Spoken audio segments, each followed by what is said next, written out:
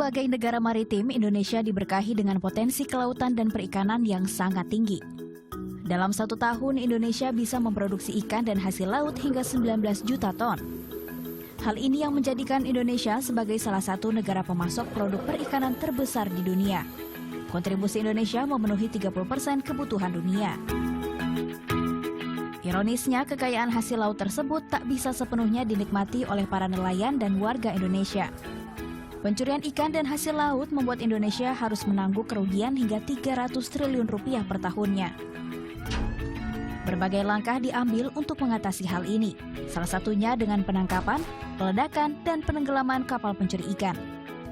Sejak Oktober 2014 hingga kini tercatat sedikitnya 300 kapal asing pencuri ikan telah diledakkan dan ditenggelamkan di sejumlah perairan Indonesia. Namun pemerintah sadar, upaya represif ini tak akan efektif menghentikan pencurian potensi maritim di Indonesia. Karenanya pemerintah menyiapkan sebuah teknologi pemantauan maritim terbaru. Teknologi ini dinamai Infrastructure Development for Space Oceanography atau INDESO. Berlokasi di Perancak, Bali, INDESO digadang-gadang sebagai teknologi paling mutakhir untuk memantau keberadaan kapal ilegal di perairan Indonesia. Selain itu, teknologi ini juga mampu memetakan potensi maritim Indonesia. INDESO tercipta berkat kerjasama dengan pemerintah Perancis yang menelan biaya 30 juta dolar Amerika Serikat atau setara dengan 417 miliar rupiah. Dikembangkan sejak 2012, INDESO akhirnya diresmikan 3 Agustus 2015.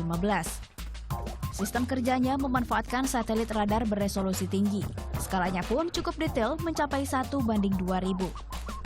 Satelit akan memantau perairan Indonesia. Selanjutnya, hasil pantauan akan dikirimkan ke pusat data atau server. Dari server data akan diolah melewati sistem Fisheries Monitoring Center, sehingga akan terdeteksi mana kapal ilegal dan mana kapal legal. Dapatkan hasil analisis yang kemudian data dan informasi itu kemudian sudah melalui satu SOP yang sudah kita tetapkan, maka dalam jangka waktu hanya kurang dari 2 jam setelah satelit mengobservasi permukaan laut Indonesia, maka data dan informasi tersebut segera kita kirimkan kepada stakeholder. INDESO menjadi satu-satunya teknologi pemantau laut termutakhir di Asia.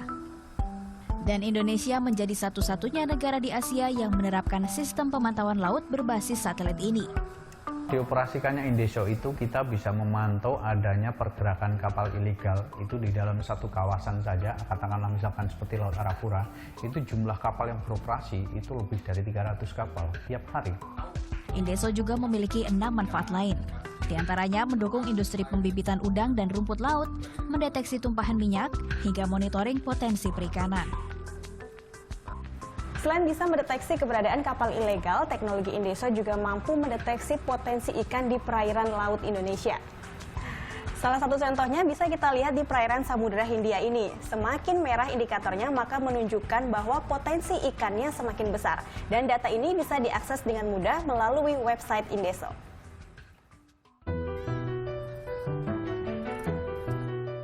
Sayangnya teknologi mutakhir ini belum akrab di kalangan nelayan setempat.